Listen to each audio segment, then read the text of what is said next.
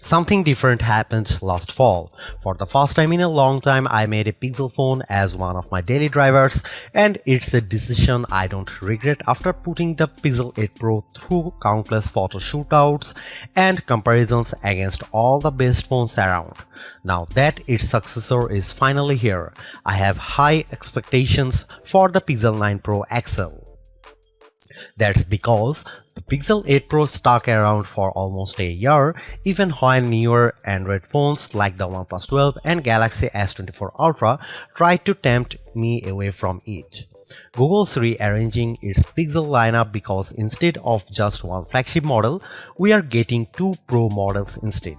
Technically speaking, the Pixel 9 Pro XL is the direct successor to the Pixel 8 Pro because of their similar sized screens, whereas the Pixel 9 Pro has a much smaller display. I break down all the details about them in my Pixel 9 and Pixel 9 Pro versus Pixel 9 Pro XL comparison. Given the opportunity of the iPhone 15 Pro Max and Galaxy S24 Ultra, Google's arming the Pixel 9 Pro XL with bigger upgrades like newer cameras, more helpful AI features, and a stronger, more durable design. In my Pixel 9 Pro XL review, I will see if it's a worthy update that could convince people to choose it over rival phones. Frankly, I'm annoyed that we are getting back-to-back price hikes because the Pixel 8 Pro launched at $100 more than its predecessor last year with its $999 starting cost. And now with the Pixel 9 Pro XL, it's up by yet another $100 to a starting price of $1,099 in the US. This effectively ends one of the best parts about getting a Pixel phone, their discounted prices. Pixel 9 Pro XL pre-orders are available right now with steep discounts on the flagship phone when you do a trade-in, although it will be available online and select retailers starting on September 4. There's a total of 4 colors at launch: Obsidian, Porcelain, Hazel, and Rose Quartz. I do miss the Bay option for my Pixel 8 Pro, but I do like the Rose Quartz color of my Pixel 9 Pro XL review unit because of its lighter tone. I'm really annoyed that the base starting storage is still 128GB.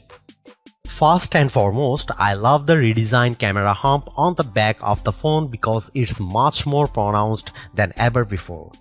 The elongated pill-shaped protrusion in a departure from the edge-to-edge camera bar in past Pixels, but it's exactly what it needs to set it apart from other phone designs.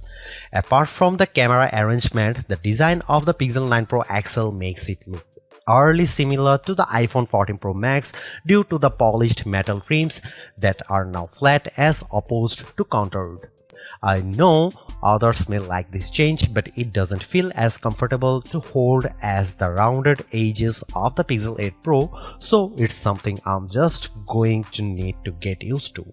Despite this, at least it's still sporting the same matte gloss surfaces as before to give them that always clean, smooth look.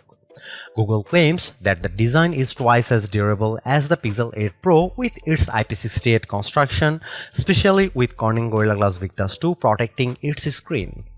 During its Made by Google event, the company made an outrageous claim that Pixel 9 Pro XL 6.8-inch Super Actua display reaches a peak brightness of 3000 nits.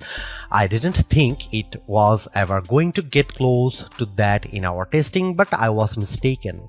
Hands down, the Pixel 9 Pro XL has the brightest screen we have ever tested, reaching a blinding peak of 2469 nits, a substantial improvement over the 1526 nits of the Pixel 8 Pro. And you know what? It shows outside when I play the same 4K HDR clip, with the Pixel 9 Pro XL being noticeably brighter than the Pixel 8 Pro. But it doesn't end there either, because this OLED panel looks marvelous with its rich color tones and wide viewing angles that barely show any distortion when I look at it from an angle. This record-breaking mark is hard to believe, more so when rival phones like Galaxy S24 Ultra tops out at 1326 nits. I'm starting to believe that phone makers are leaning on software more so than the hardware to propel their cameras, and the Pixel 9 Pro XL is proof of this. That's because its triple camera system consists of a 50 megapixel main camera, 48 megapixel ultra wide, and 48 megapixel telephoto with 5x optical zoom. Technically speaking, the main and telephoto cameras are identical to Pixel 8 Pro. However, the ultra wide benefits from a wider f1.7 aperture, which makes it more suitable for low light. While the rear cameras are similar for the most part, it's the selfie camera that gets the biggest upgrade. A pixel crunching 42 megapixel autofocusing front camera with a wider 103-degree field of view. I won't spill the beans on how it performs just yet, but it's undoubtedly a big upgrade if you intend on using it a lot. Meanwhile, the camera interface is just as intuitive and robust as ever before. Since it's a Pro model, shutterbugs like myself appreciate the Pro controls that let me dial in a few of the camera settings manually. The only new changes include the Add Me feature, which leans on AR guidance to let the photographer be included in the shot along with how panoramic photos are taken. Here are some camera samples of Google Pixel 9 Pro XL.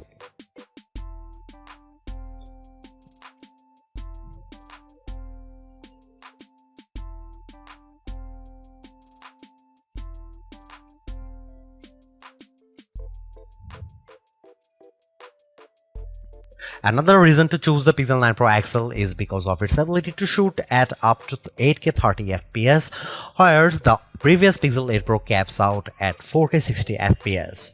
On one hand, I like the extra utility of 8K recording because it gives me more playing zoom to edit videos by cropping them or adding digital pans or zooms in my video editing software, but you will need a high performance machine to handle them.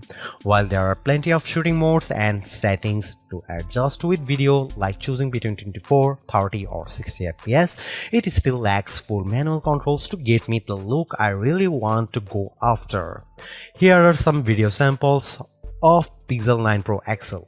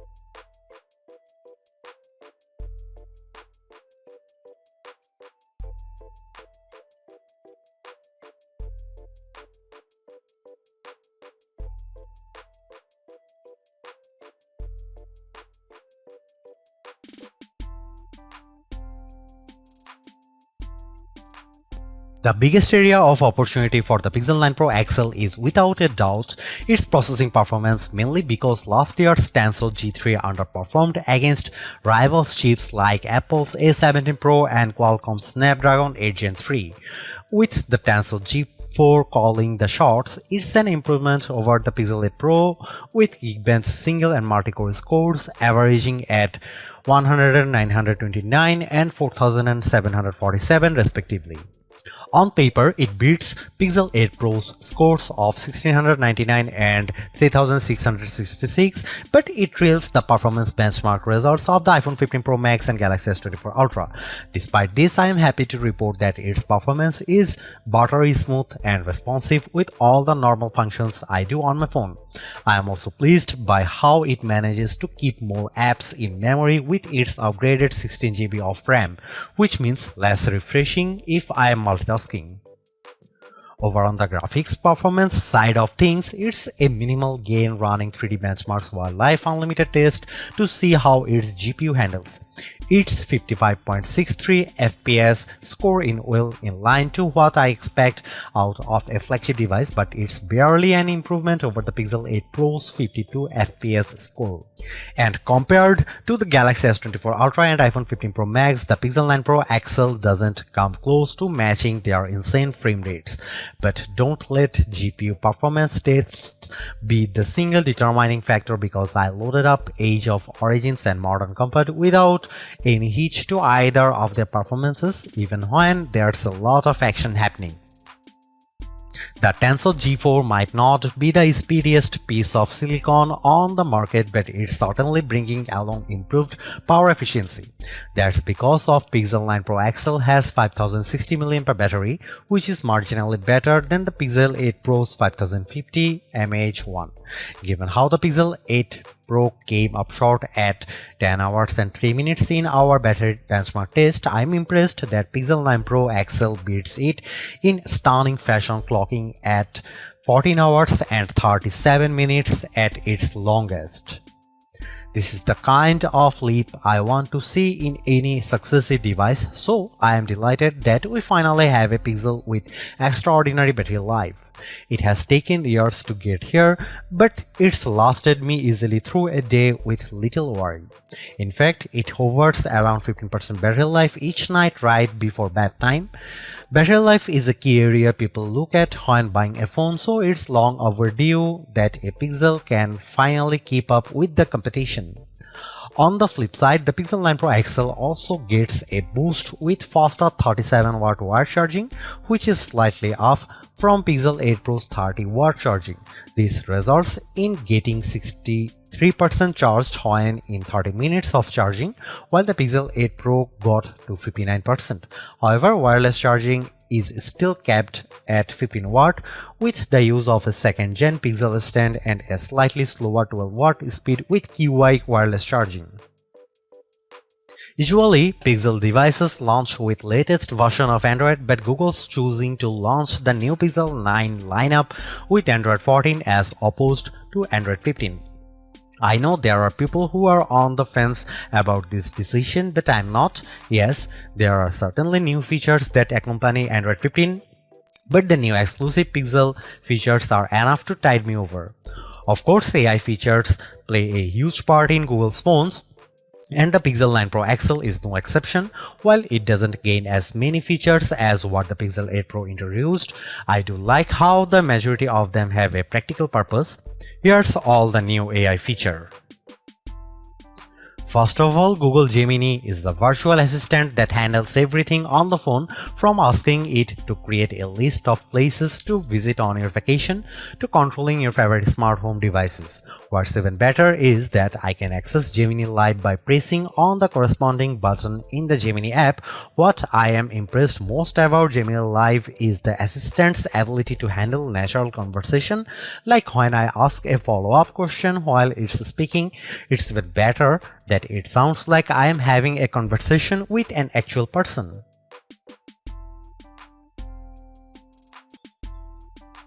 Clearly, there are improvements with the Pixel 9 Pro XL. Apart from its brighter display and longer battery life, everything else about the Pixel 9 Pro XL feels like its modest upgrade at best, which is made tougher due to its $100 price increase.